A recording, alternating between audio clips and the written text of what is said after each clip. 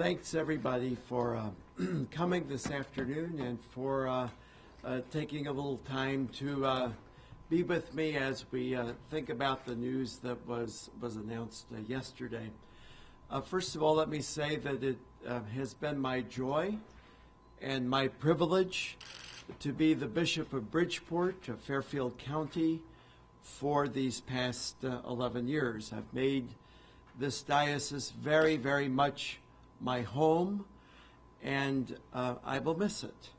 And I'd like to thank in a very, very special way all of those with whom I've had the joy and the privilege of working, beginning with so many brother priests, not only in this building, but across our parishes and our schools.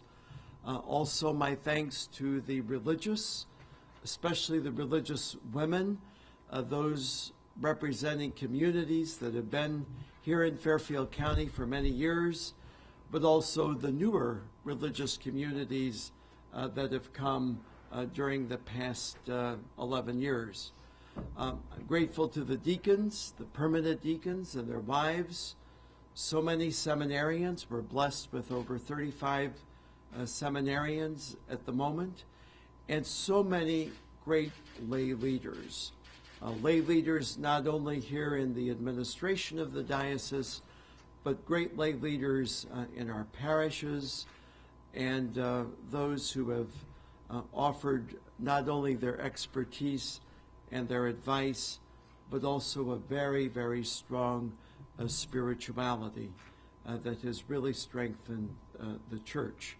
So I have this afternoon a great debt of gratitude. I'm obviously grateful to the Holy Father for entrusting me with the stewardship of the great Archdiocese of Baltimore.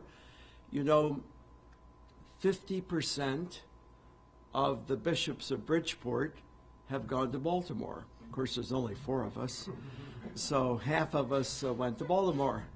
And so I'm following Cardinal Sheehan, who was the first Bishop of Bridgeport from 1953 to 1961. He was, of course, a native of Baltimore. So I'll be following in many ways the path that he followed so many years ago. And yesterday, the people in Baltimore offered me a very warm welcome. And so, of course, I look forward to serving them, even as I will very much miss serving here in Fairfield County. So thanks again for your presence. And now, as you've done so often, it's time to play Stump the Bishop. So I'll be happy to take any questions that you might have. Please, and tell me also, in case I don't remember your name and where you're from. Okay, Archbishop, I'm Denise Buffer with the Hartford Current. Great. I'm just wondering what you see as, looking back, your greatest challenge as a bishop here in Bridgeport, and what you see as the greatest challenge of an incoming bishop, Sure. and what advice you might give to that bishop then. I think the great challenge in our day, for the church in our day, is what Pope John Paul II calls the new evangelization. That is to say, for a whole variety of reasons, people who were once strongly practicing the faith have ceased to practice the faith, or maybe don't practice it with the same strength that once they did. And while we still have a very, very strong Catholic community, I think preaching the gospel afresh in a way that resonates for the people of our day and brings them to Christ and in a relationship with the church, that's the great challenge. And that's the challenge that everything we do relates to, whether it's raising up vocations or running schools or engaging in charity. We're really trying to advance the gospel afresh in our day.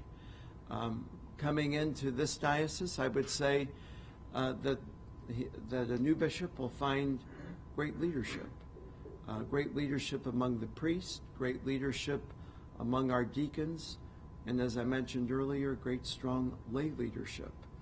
And the idea is for all of us to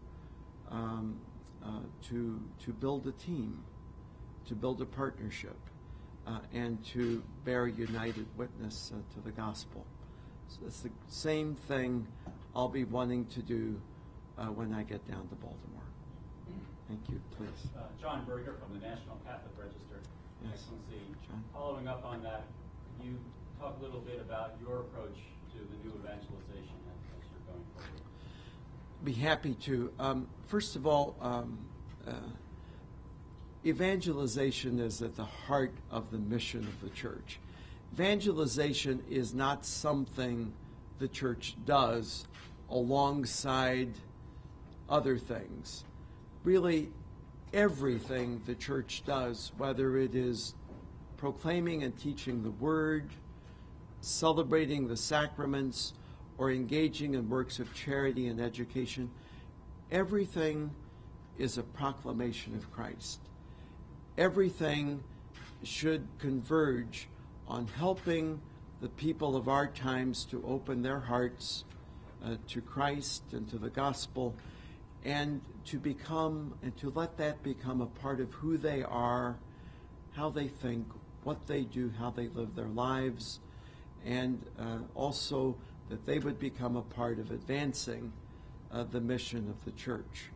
I think the Holy Father, in his beautiful encyclical on, not on the love of God, but God is love, lays this out for us so beautifully, that there's three things the church does: proclaiming the word, celebrating the sacraments, and engaging in works of charity. All three of those go together to make us an evangelized and an evangelizing community. Would you say then this is your top priority as Archbishop of Baltimore now, evangelization or other? I think it is the priority of every bishop, and I think it is certainly the priority of Pope Benedict. As you've noticed, we are in a very special year. We are preparing to enter a year of faith. It is the 50th anniversary since the Second Vatican Council was convened. Most of you in this room are much too young to remember that. I remember it, but many of you are too young. The council was to be and is a source of great renewal for the church throughout the world. And it is also the 25th anniversary since the release of the Catechism of the Catholic Church, which is a really beautiful and profound exposition of the Catholic faith, drawing on all of the sources of our faith, the scriptures, the liturgy, the fathers of the church, great spiritual writers, all brought together in a beautifully synthetic form. And so, but I don't mean an artificial synthetic, I mean a synthesis. And then at the end of the year, we'll be having a synod of bishops, a worldwide synod of bishops on the new evangelization.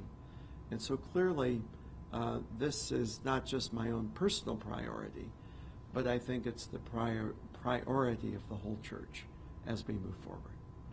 Thank you. Please. Do you know who your successor will be yet? And also, what will you be doing in this transition time until you take your new post in May? Only God knows who my successor will be at this time. The church will begin the process of searching for my successor only after I've been installed in Baltimore, which is, of course, the middle of May. And that usually takes about 9 to 10 months. And in the meantime, after I've departed, the consultors, which is a group of priests who are senior advisors, will elect an administrator who will oversee the diocese until my successor is appointed. Okay, good, thank you, please. Frank Recchia from News 12 Connecticut. What are some of the lessons that you will bring to Baltimore from some of the more difficult milestones here?